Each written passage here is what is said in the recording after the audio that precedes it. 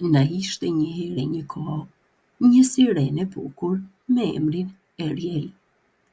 Ariel ishte shumë e bukur dhe asaj I pëlqente të eksploronte detin, të notonte, por gjithashtu dhe të mblidhte objekte të ndryshme anës detit. Miku I saj I ngushtë ishte një gafore e vogël me emrin Sebastian, I cili kujdesej gjithmonë për Ariel. Babai I Arielit ishte shumë krenar për vajzën e tij, për zërin e bukur që ajo kishte. Ai ishte mbreti I detit, edhe kështu I urdhëroi të gjithë që të bashkoheshin një ditë në një mbrëmje, pasi Ariel do t'i jepte një koncert, e në këtë mënyrë ai do t'i tregonte të gjithëve zërin e saj të bukur. Motrat e Ariel lajmëruan të gjithë gjallësat nënujore, të cilat u mblodhën të dëgjonin Ariel. Por për çudi, Ariel kishte ikur së bashku me Sebastianin. Kjo I natosi shumë babain e saj Triton, I cili urdhëroi menjëherë Sebastianin që të shkonte së bashku me Ariel dhe mos të dilte më nga pallati, duke e mbajtur atë larg problemeve. Por Ariel nuk u bind urdhrit të babait të saj, mbret Tritonit. Ditën tjetër, ajo së bashku me Sebastianin u larguan sërish. Anës detit, ata gjetën sërish tanijen dhe objektet e tjera të shpërndara në det. U afruan dhe çfarë të shohin? Ariel pa fytyrën e bukur të një djali të pashëm, të cilin e thërrisnin princ Erik. Ajo e dinte se njerëzit nuk mund të jetonin dot në ujë, kështu me vrap nxitoi dhe shpëtoi princ Erik. Pasi nxori princin Erik në breg, princes Ariel u largua menjëherë, por ajo nuk mundi që të largonte nga mendja e saj fytyrën e princit.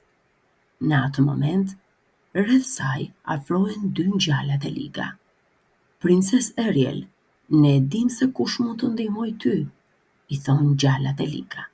Ariel I ndoqi ngjalat e liga dhe shumë shpejt e gjeti veten në një shpellë të errët të shtrigës Ursula. Ursula e dinte shumë mirë se Ariel e donte princin Erik, kështu që ajo do të përfitonte nga ky rast.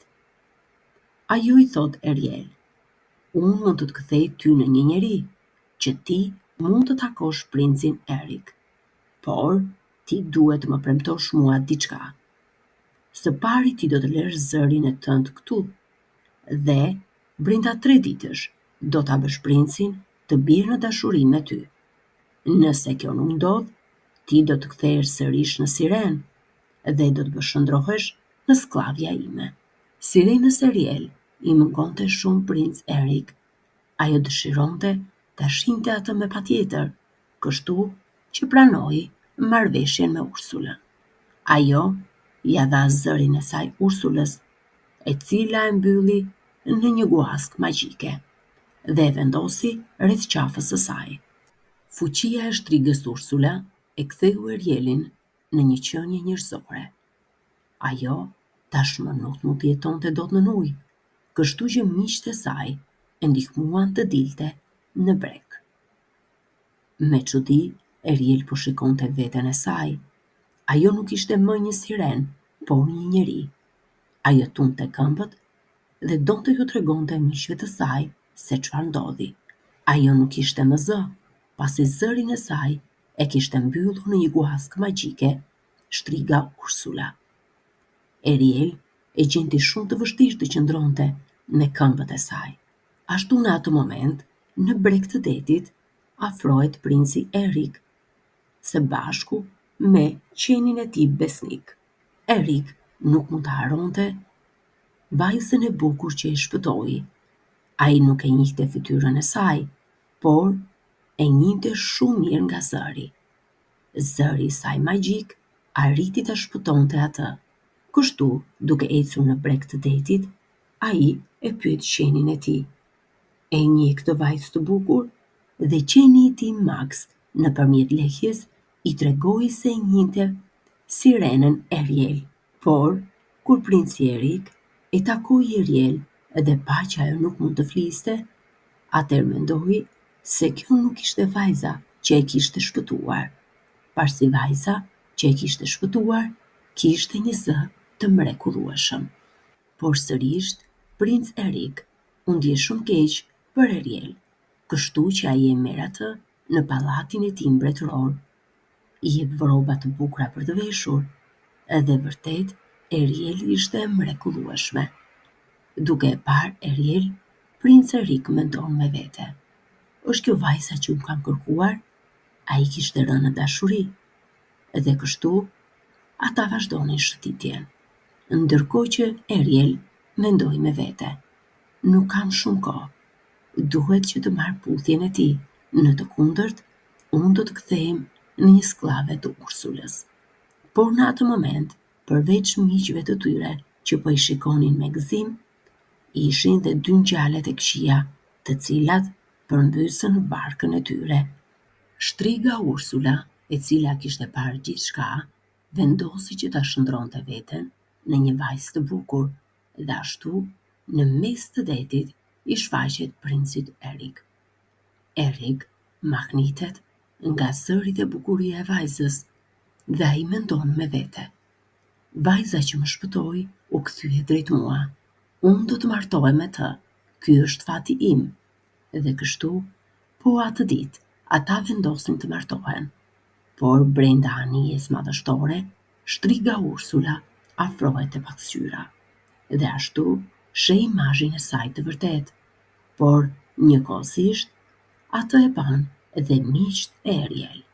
Ata vrapojnë me vrapë të Ariel dhe i tregojnë se vajza e bukur është shtriga Ursula dhe jo princeshe vërtet. Por mos u mërziti, thonë, se ne do të ndihmojmë ty. Dhe ashtu, ata vrapojnë në anije të ndalojnë dasmën. Miqtë e Ariel, Sebastian, Papagalli, por gjithashtu dhe të tjerët, e kapin Ursulën për flokësh, fustani dhe velloje. Guaska me zërin magjik të Ariel bie për tokë. Kështu, Ariel e merr sërish zërin e saj, dhe aty princ Erik kupton se ishte mashtruar. Shtriga Ursula e kuptoi se mashtrimi i saj nuk punoi më, por ajo nuk mund ta linte siren Ariel. Ajo e tërheq pas vetes dhe i thot se ti je e imja. Por në atë moment, dielli ulet, kështu Ariel kthehet sërish në një siren. Princ Erik nuk mund ta linte këtë herë. Ariel të ikte, kështu që ai hidhet në det dhe me arkun e tij godet shtrigën Ursula. Kjo e inatosi shumë Ursulën, e cila u kthye në një krijesë të tmerrshme. Por princ Erik e dinte se tani duhet të vepronte menjëherë. Kështu ai hipën sipër anijes dhe menjëherë e kthei në anijen duke goditur Ursulën. Ajo zhduket për gjithmonë. Princ Erik dhe Ariel bashkohen së bashku. Babai i saj, mbreti Triton, i plotson dëshirën dhe kthen Ariel në një qenie njerëzore. Ariel dhe princ Erik martohen. Ata ishin të lumtur, por gjithmonë vizitonin babain e Ariel në det, i cili donte ta shikonte vazhdimisht vajzën e tij.